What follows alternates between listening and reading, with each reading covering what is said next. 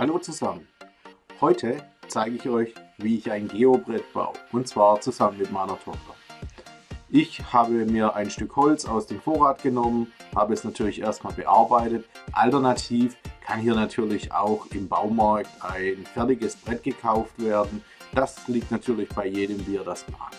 Das Brett habe ich dann zugesägt auf ein Maß von etwa 25 auf 25 cm.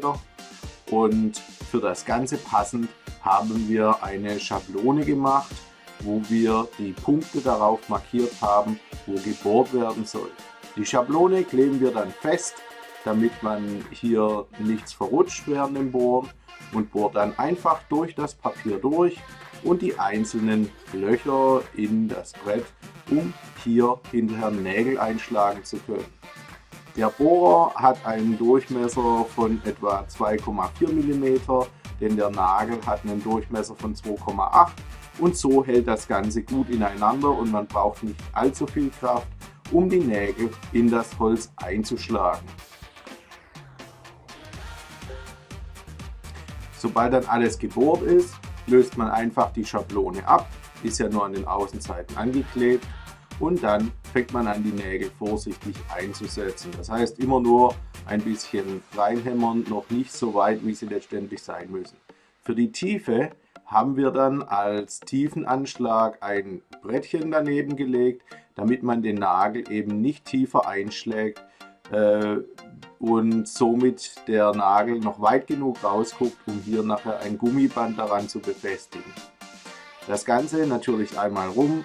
Hier in dem Fall ist es der Kreis, da sind es nicht so viele Nägel, aber auch hier muss natürlich jeder Nagel sauber eingeschlagen werden, und durch das Brettchen sind sie alle auf dem gleichen Maß. Und hier sehen wir jetzt, wie meine Tochter das Ganze dann bespannt. Einfach ein paar Gummiringe mit unterschiedlichen Farben, und dann kann man hier unterschiedliche Sachen daran machen. Das Geobrett dient natürlich dazu, die geometrischen Formen auszuprobieren, kennenzulernen, und der Kreis im Speziellen natürlich auch um das Thema Kreisausschnitt, Kreisabschnitt, was ist ein halber, was ist ein Viertel, einfach mal auszuprobieren, um zu sehen, wie das Ganze aussieht.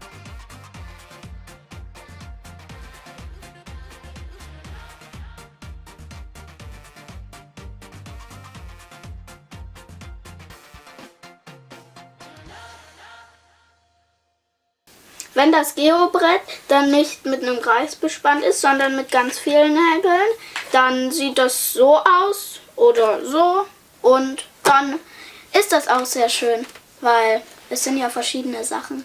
Ich hoffe, euch hat das Video gefallen. Tschüss!